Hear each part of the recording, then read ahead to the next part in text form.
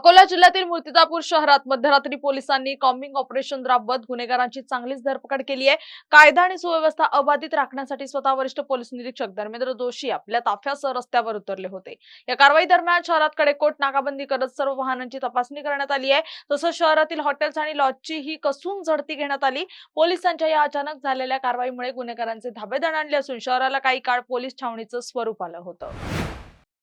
अगदी बरोबर आहे। माननीय पोलीस अधीक्षक श्री चांडक साहेबांच्या मार्गदर्शनामध्ये दिवस आणि रात्र दोन्ही वेळेस अकोला जिल्हा पोलीस दल हे जनतेच्या सेवेसाठी कायम तत्पर आहे।